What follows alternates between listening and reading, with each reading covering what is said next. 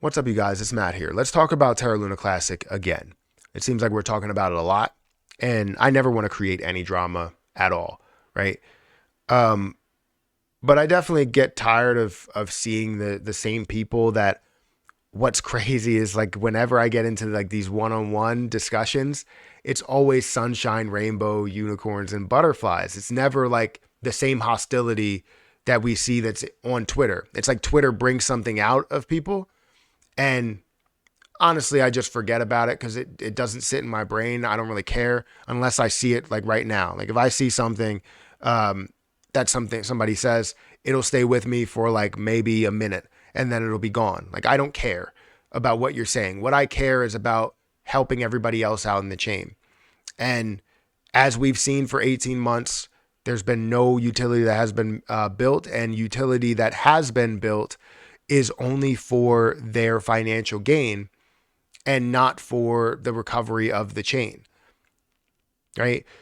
So it's definitely a problem. And we need to see a full recovery. And the best way we can do that is not by just building on a collapsed foundation. It's by restoring that foundation. And that foundation being the supply. Let's decrease that supply. That's what we're all about. So I want to talk about Terra Luna Classic in this video. Guys, hit that like button, hit that subscribe button, hit that notification bell for more of these videos. Also, make sure you check out some of the links that are down below. It does help out the channel. And if you guys want to use my Margex link, you can use that link in the description. But there's been a number of people on the other side, people that don't believe about the burn tax, the 1.2%, 1.5% burn tax, or tax in general for proposal 11933. By the way, if you haven't voted on 11933, make sure you guys go and vote. Currently, we're sitting at 40%, 40.49% yes votes, with 45% of the total vote that's out there, and 28% that says no, 13% that says no with veto, and 17% that says abstain. And we still don't have all nodes that voted. We still don't have Orion Money that voted, I believe. So if we don't have those that voted, if they do vote in due time, whatever they vote for, it will swing it the other way, right? So unless, they one only votes and it votes for like this side, like if Orion Money votes, I believe that's 16%. So if it votes for a no,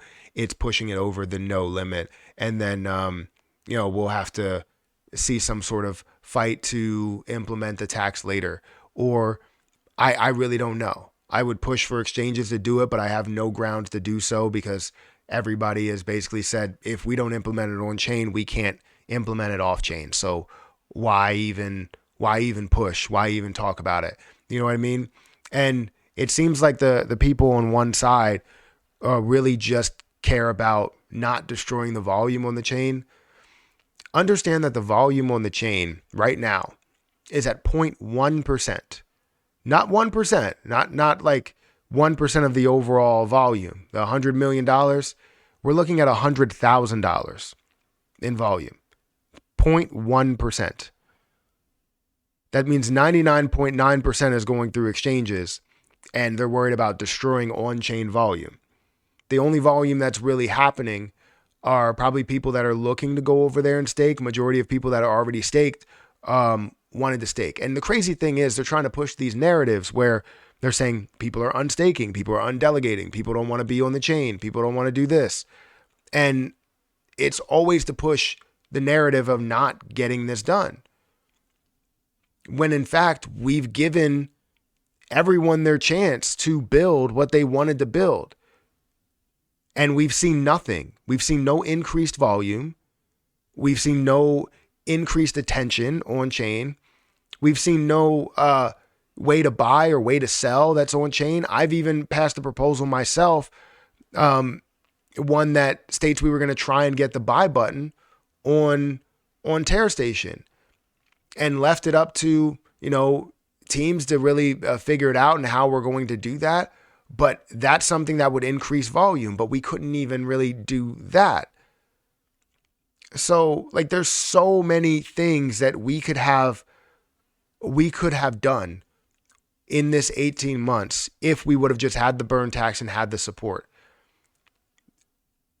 Everyone is wrong, or a lot of people are wrong about Terra Luna Classic, and they think that it could only get to a value of 10% of a penny. And that's where you need to sell all your position and get out of it, right?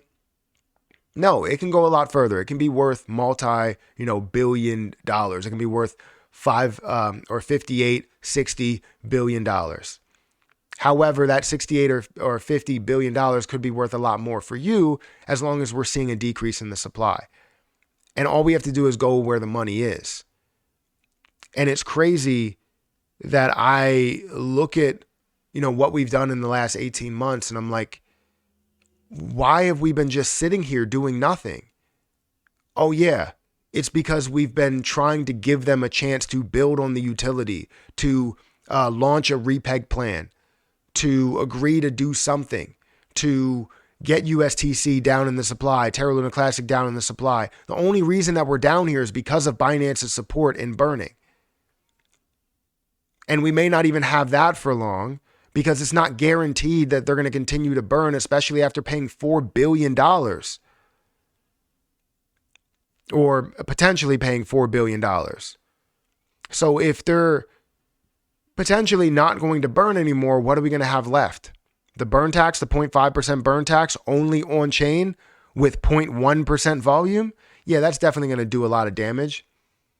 And nobody that supports burns, because they keep pushing this narrative that it's going to destroy volume, misquoting CZ by saying, oh, well, he doesn't believe in the burn tax. No, he said that the burn tax will work if all exchanges do so as well.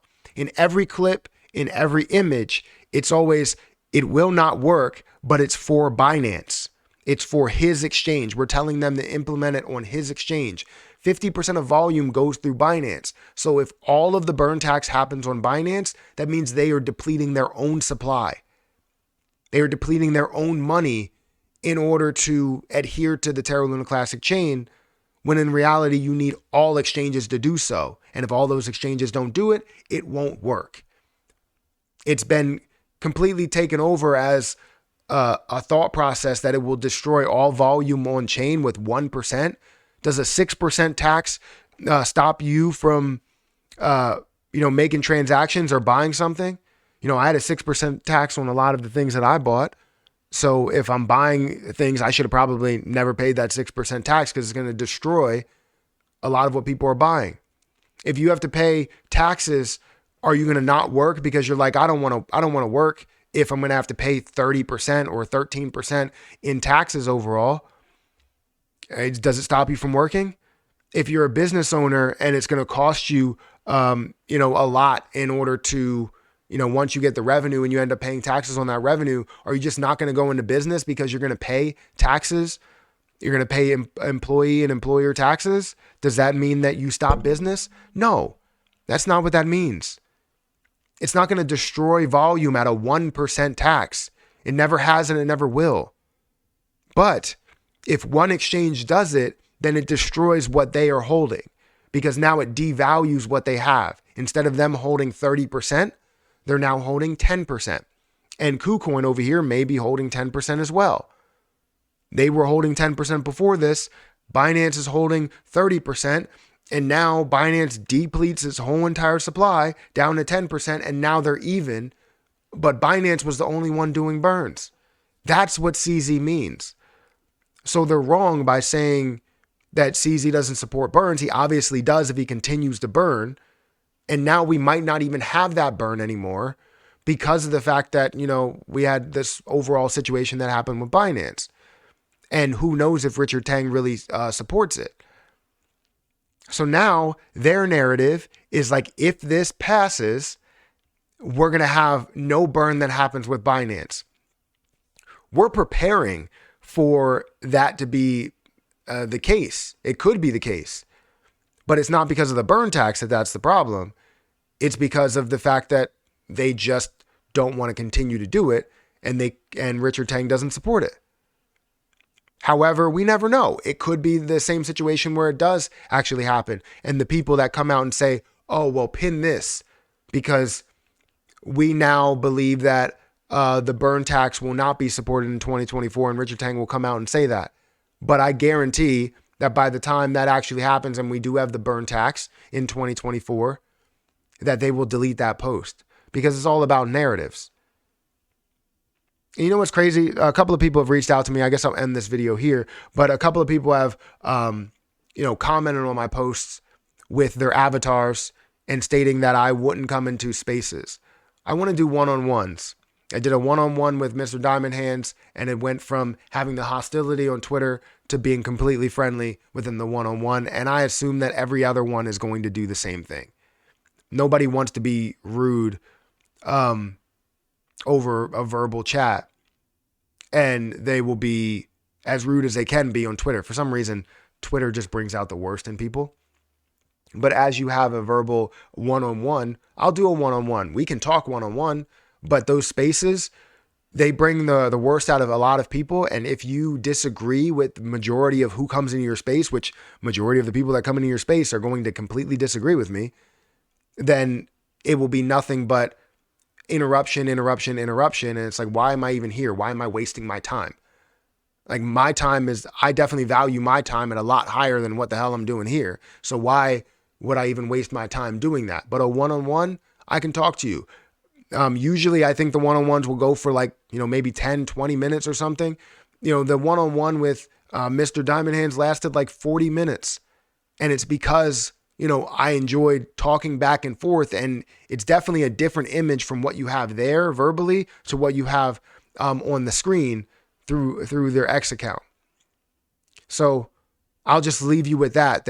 I'm not even going to show your account because I don't even care about giving you any type of popularity or notoriety or people coming over to see what you have to say, because I really don't care.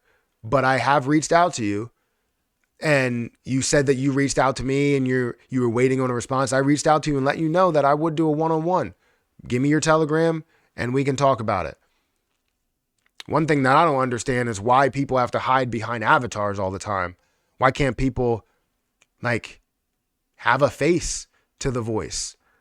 What's so scary about that? You think you're going to say something rude on Twitter and you might get fired from your job or something? Just dox yourself. Why have the avatar behind it? Why be afraid of something? What are you afraid of? I don't know. But anyways, guys, hit that like button, hit that subscribe button, or hit the dislike button, whatever you want. But either way, I'm going to be fighting for the burn tax. I'm going to be fighting for not only this 11.933, but I'm going to be fighting for Terra Luna Classic as a whole. And people can laugh at the fact that, I reach out to exchanges and try and get them to do the burns, or they can be a part of it. And those people that decide to laugh at reaching out to exchanges because they think we'll never do it, we'll never be able to get these exchanges to agree upon that, they're the problem with this community because they don't think that anything is possible. They only care about the money is what it seems like. So I don't know. Hit that like button, hit that subscribe button. I'll catch you guys in the next one. See ya.